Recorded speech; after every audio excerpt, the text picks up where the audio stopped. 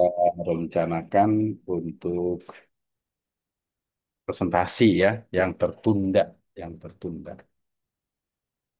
Nah, karena itu kita awali perkuliahan kita dengan sama-sama kita baca basmalah. Bismillahirrahmanirrahim. Selanjutnya kita lihat di kelas kita ya, terkait dengan kampus ya. Di kampus kita lihat dulu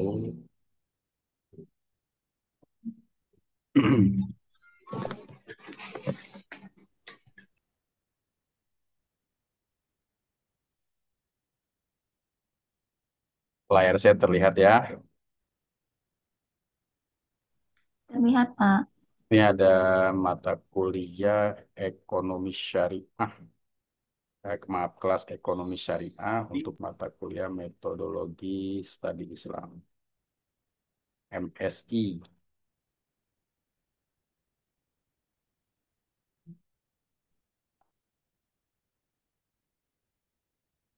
Nah, di sini di pertemuan ke-6 ya.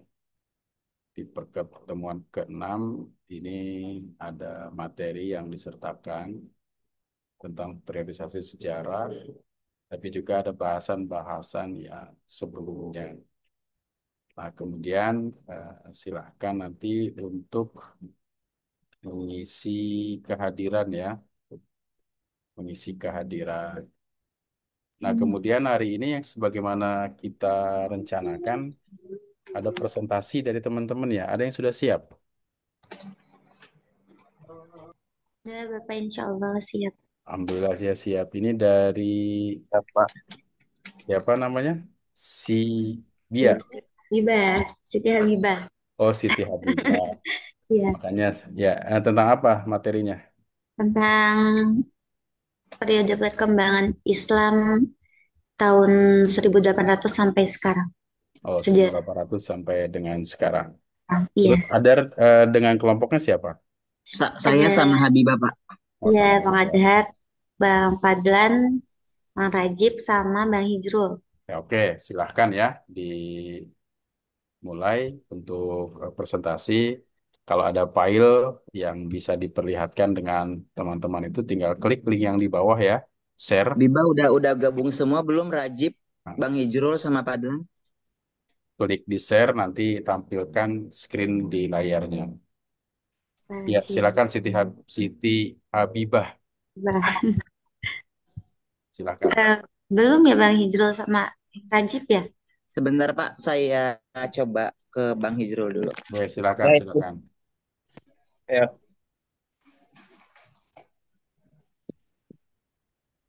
Ya, Bang Anar. Saya di sini udah. oke, siap. Tinggal Padlan. Padlan udah siap apa belum, Padlan? Ya, siap menganahar, insya Allah. Berarti udah semua ada, Mbak Bibah, udah ada semua Bibah. Rajib, Rajib udah. Nah,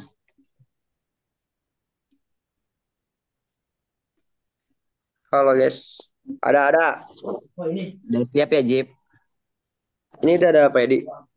Tadi udah ada. Kita Oke, tinggal sudah langsung hadir. presentasi, Jib. Oke. Ya, Oh, jangan berbisik deh.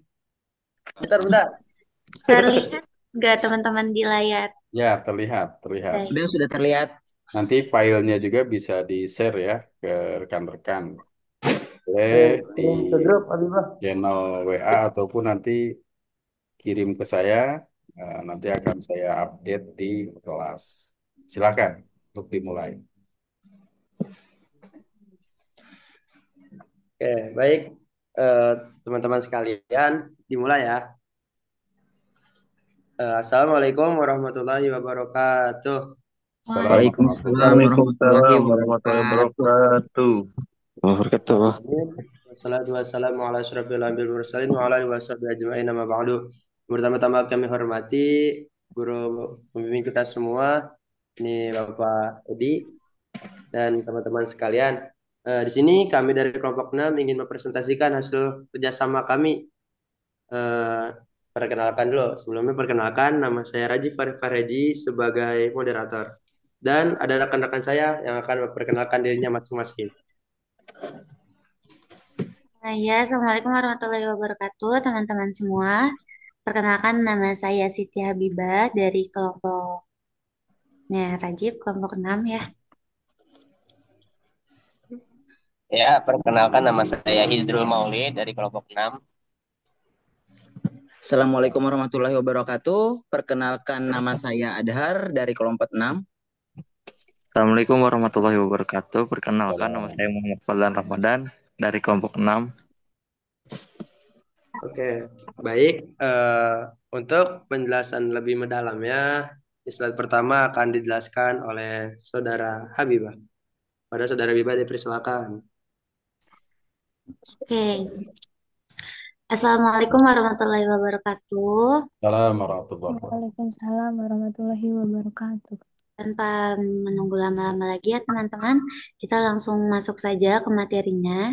Jadi pada kesempatan kali ini Alhamdulillah materi yang akan kita bahas cukup serius ya. Judulnya itu, materinya itu tentang sejarah kebudayaan Islam periode 1800 sampai sekarang. Nah, jadi teman-teman, di slide pertama, teman-teman bisa lihat yang sudah tertera di PPT-nya.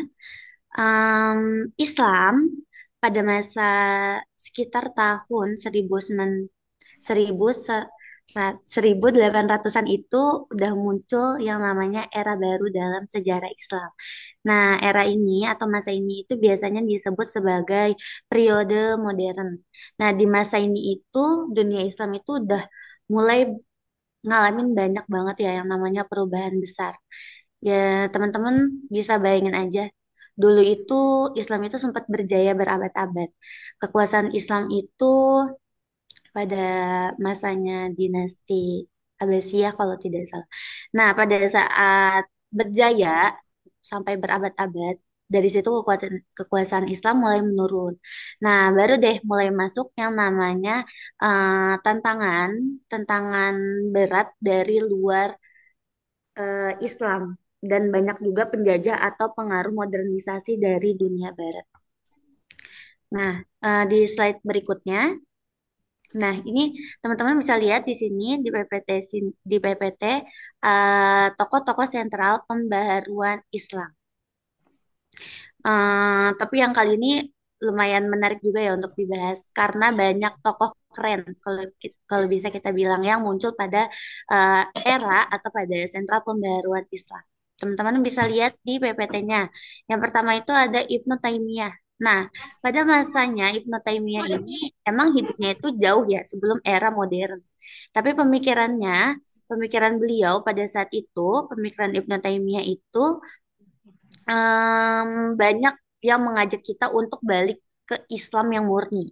Nah, makanya dari situ em, pada pada masa Ibnu Taimiyah itu menjadi inspirasi utama untuk pembaruan Islam.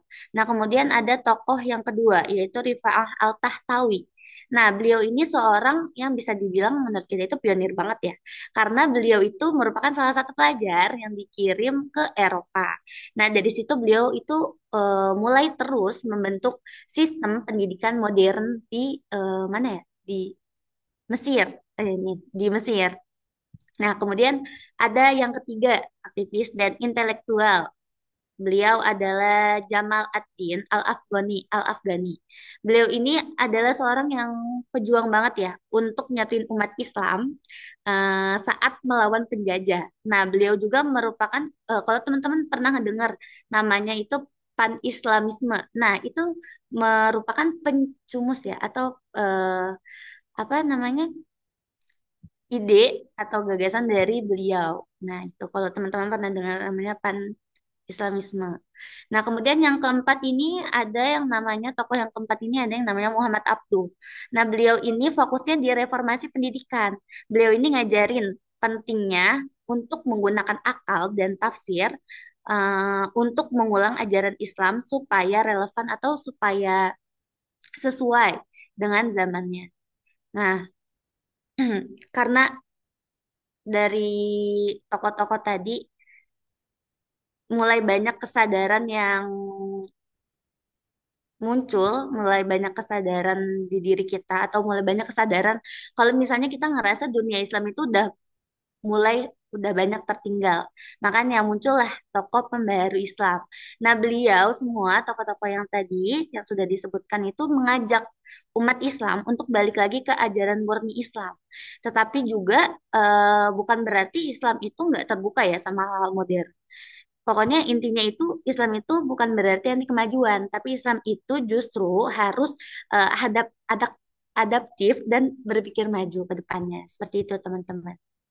Oke, untuk selanjutnya, materi selanjutnya. Assalamualaikum warahmatullahi wabarakatuh. Ya, ini dari Assalamualaikum saya. warahmatullahi wabarakatuh. Ayo silakan. Untuk slide keempat ya, gerakan pembaharuan Islam. Gerakan pembaharu itu ini punya tiga fokus utama. Ya, Pak, satu itu pan Islamisme tujuannya nyatuin umat Islam itu sedunia biar kuat melawan kolonialisme. Reformasi pendidikan, kayak memperbarui kurikulum, gabungan ilmu agama sama ilmu-ilmu umum. Jadi Islam itu tidak stuck di tempat, jadi mencakup dunia. Pembaharuan pemikiran, melawan fanatisme buta, ngajarin umat biar berpikir rasional dan terbuka. Nah, untuk slide berikutnya, silakan. Pembaharuan sosial dan politik. Nah, sosial dan politik ini selain soal pemikiran, perubahan juga terasa banget di bidang politik. Nah, kekhalifahan Turki Utsmani contohnya, kekhalifahan Turki Utsmani itu sendiri bubar diganti jadi Republik Turki sama Atatürk yang ngebawa ide-ide sekularisme. Banyak negara Islam mulai bangkit lewat gerakan-gerakan nasionalisme kayak Mesir, Indonesia, lalu muncul organisasi-organisasi modern kayak Muhammadiyah di Indonesia dan ada Ikhwanul Muslimin di Mesir yang aktif banget ya di bidang pendidikan dan sosial. Untuk hal itu ya kita banyaklah pemuda-pemuda di zamannya itu seperti gerakan-gerakan apa namanya Serikat Islam dan lain-lain gitu ya. Untuk slide berikutnya silakan dilanjutkan oleh Bang Adhar, Mangga. Udah Bang masih di mute. Assalamualaikum warahmatullahi wabarakatuh. Selanjutnya, slide selanjutnya saya akan lanjutkan dengan dinamika pendidikan dan kebudayaan. Nah, teman-teman, di bidang pendidikan sendiri adalah mengalami perubahan besar di mana dalam dunia Islam ini mulai ngegabungin ilmu agama sama ilmu modern nih, kayak sains dan teknologi, seni dan sastra juga ikut berkembang. Nah, di zaman itu muncullah arsitektur dan musik baru yang tetap punya sentuhan Islam tapi lebih modern. Mungkin kayak kalau sekarang itu mungkin kayak gambus kali ya. Nah, terus media kayak radio, film, sampai TV-TV itu mulai dipakai buat untuk dakwah dan nyebarin budaya-budaya Islam. Nah, kalau di zaman sekarang ini kita tahu sendiri ya, TV-TV itu berlomba-lomba sekarang kayak ada acara-acara dakwah atau itu mungkin adalah bagian-bagian dari perkembangan itu sendiri. Next, selanjutnya. Untuk studi kasus reformasi pendidikan di Mesir sendiri, nah di Mesir itu termasuk keren banget lah. Pokoknya dari abad ke-19 itu Al-Azhar Universitas Islam paling tua lah mulai reformasi sistem pendidikannya. Mereka kirim banyak pelajar ke Eropa biar bisa belajar teknologi dan ilmu-ilmu baru. Akhirnya lahirlah generasi-generasi intelektual yang mungkin intelektual muslim yang biasanya bisa berdialog sama dunia barat tanpa kehilangan nilai-nilai Islam. Next, selanjutnya.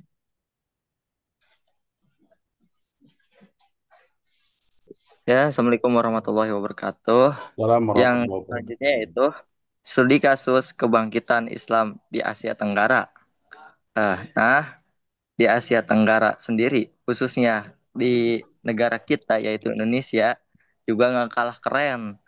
Yaitu diantaranya ada Kiai Ahmad Dahlan, salah satu pendiri Muhammadiyah, dan Kiai Haji Hashim Asy'ari, salah satu pendiri Nahdlatul Ulama. Nah, beliau juga menyatukan pendidikan agama dan ilmu umum di sekolah organisasi. Muhammadiyah juga aktif banget dalam bidang sosial, kesehatan, dan pendidikan. Gerakan ini membentuk Islam progresif yang mengajak umat buat berpikir maju dan rasional, tapi tetap berpegang pada ajaran Islam. Yang selanjutnya, tantangan kontemporer dunia Islam. Pada zaman sekarang ini, tapi meski sudah maju, dunia Islam juga masih punya tantangan berat. Di antaranya ya Allah, yaitu konflik antar beragama, antar negara, kemiskinan, ketimpangan sosial, sampai mulai luntur nilai tradisional gara-gara dampak globalisasi. Tapi hebatnya budaya Islam itu terus bisa beradaptasi, tetap mempertahankan nilai dasar sambil mengikuti perkembangan zaman. Ya, sudah. Selanjutnya. Oke, di sini ada kesimpulan Islam dan arah kebudayaan modern. Jadi kesimpulannya dari tahun 2000 dari tahun 1800 sampai sekarang itu Islam udah ngalamin banyak banget perubahan. Kuncinya adalah keseimbangan antara tradisi dan inovasi. Islam nggak anti modernitas, tapi justru ngajarin buat selalu belajar dan berinovasi tanpa ninggalin nilai dasarnya. Dan yang paling penting yaitu semangat pembaruan ini masih terus jalan sampai sekarang. Bikin Islam tetap relevan di dunia modern. Jadi eh, apa sih, Islam itu tidak bakal ketinggalan zaman ya, karena selalu berinovasi untuk mengikuti pada zamannya.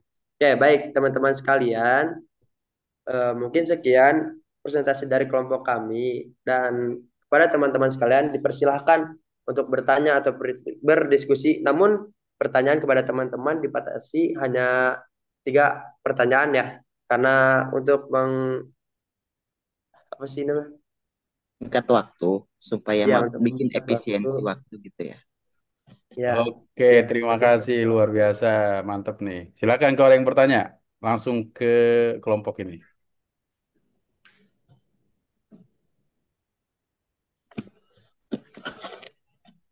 Silakan mungkin dari kelompok lain.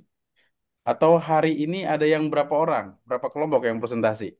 Ada rencananya 4 kelompok bukan sih? 4. Ya rencana 4. Bapak rencananya 2, tapi berhubung Dua-dua. pada saya ada kegiatan pondok, ini pun Zoom-nya sambil melakukan kegiatan pondok, jadi kelompok saya diundur minggu depan, Bapak. Tentang apa bahasannya yang minggu depan? Oke ya. Jadi sekarang ini satu kelompok ya informasinya. Iya, Pak. Oke. Kurang lebih satu. Tapi sebenarnya ini menarik ya. Saya senang nih. Seolah-olah saya berada di generasi Z. Ya, saya eh, apa berada dalam diskusi yang menarik dengan generasi No ya terkait dengan peradaban Islam. Apalagi temanya ini tentang Sejarah generasi perkembangan eh, Islam. tahun 1800 ya, nah hingga sekarang. Nah, proses perkembangan Islam ini luar biasa. Nah, tadi sudah disebutkan ya, sedikit mungkin saya menyampaikan, nanti kalau ada diskusi silahkan ya, dari apa yang sudah disampaikan ke rekan-rekan, ke teman-teman tadi itu, Islam ini memang sudah memiliki peradaban yang cukup panjang ya sejak tahun 500-an ya sekitar 560 Masehi sampai dengan 1800 itu adalah waktu yang cukup panjang ataupun jarak sekarang sekitar 1500 eh, tahun yang lalu.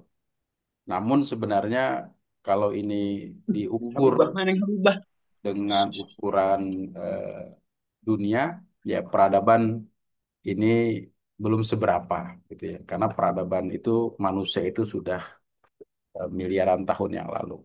Namun yang penting yang harus kita pahami adalah bahwa peradaban Islam itu tumbuh, berkembang, kemudian menyebar, eh, dan tidak ada peradaban yang menyebarnya itu secepat dari peradaban Islam. Nah, karena itu periodisasi sejarah, eh, kita lihat dari 6.650 sampai 1.200, 1.200 sampai 1.800, dan 1.800 sampai sekarang.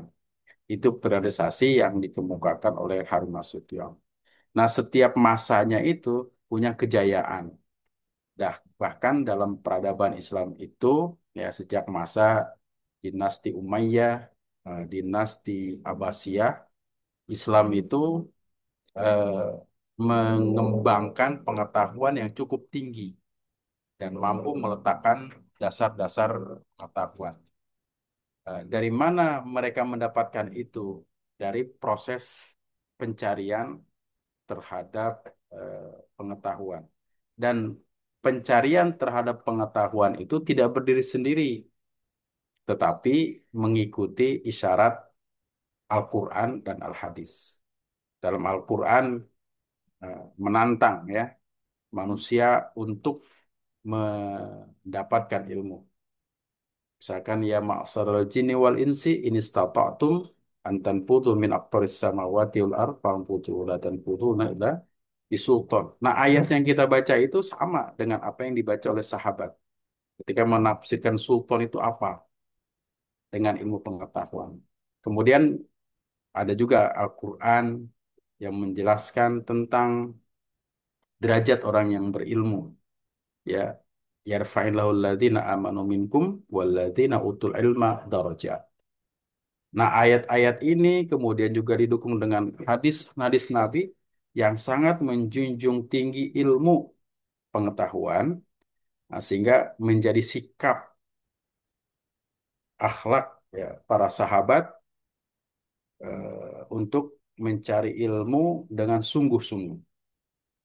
Bahkan istilah jarib-jarib wallahi zilahid takun arifan, trial and error itu diterjemahkan dalam peradaban Eropa Barat itu dengan trial and error. Padahal itu dikemukakan oleh ulama-ulama kita.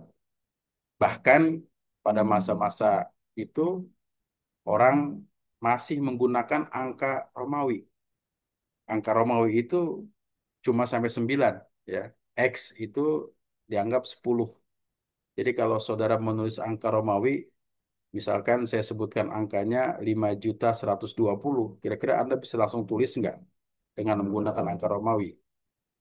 Maka kemudian Ya, sulit itu ya, berawal dari titik menjadi nol.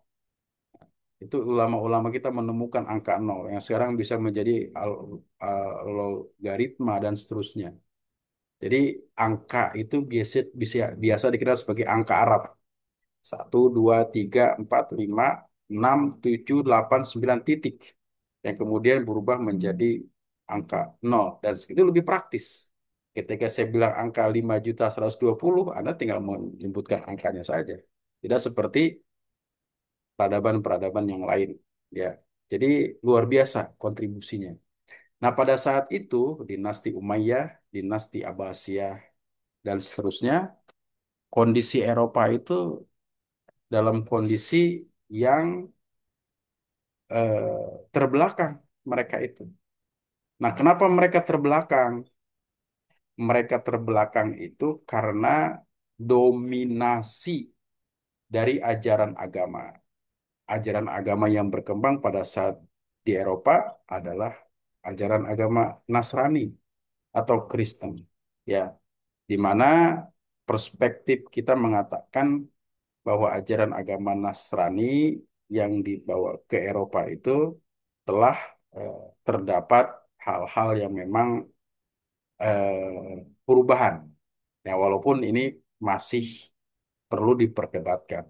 Apa perubahannya? Nah, kalau kita memahami ada proses penerjemahan dalam kitab suci mereka yang turut campur dari manusia. Nah, kita tidak melihat itu ya. Katakanlah misalkan teori tentang bumi sebagai pusat tata surya.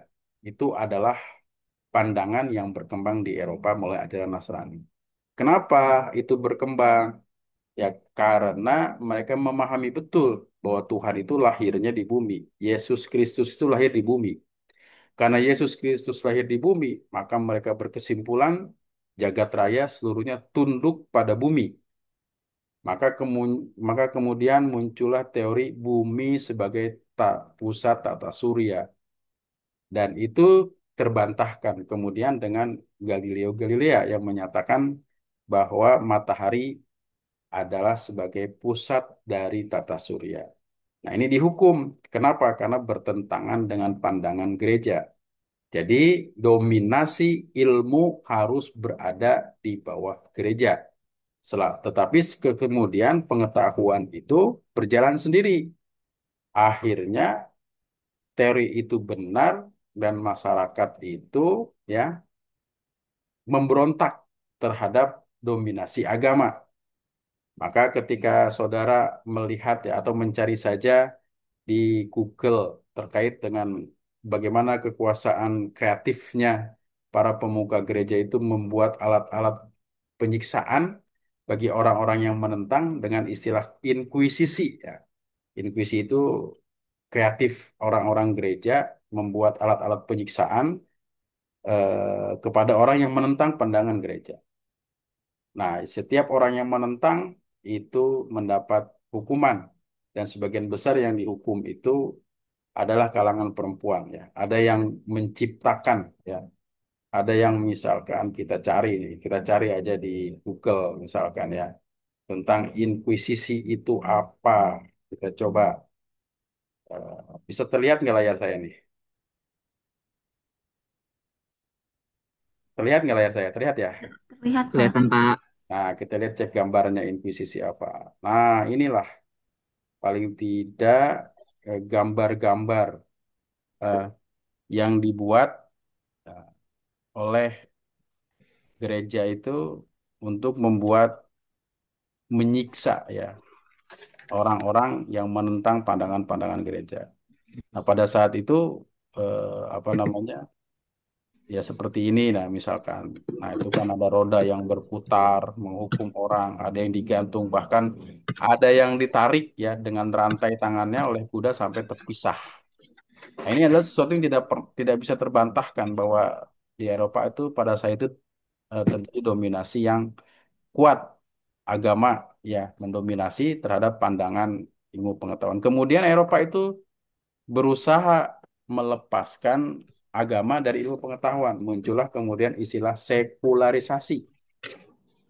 Ya, istilah sekularisasi itu kemudian adalah sebuah istilah yang digunakan untuk memisahkan antara agama dan kehidupan dunia. Jadi kalau berbicara tentang dunia, ya jangan berbicara tentang agama. Ya, kalau berbicara tentang agama, jangan bawa-bawa dunia. Nah, seperti itu mungkin. Nah, kemudian muncullah istilah-istilah inkuisisi dan segala macamnya. Nah, maka dari munculnya mereka melepaskan diri dari dominasi gereja itu, nah, kemudian mereka melakukan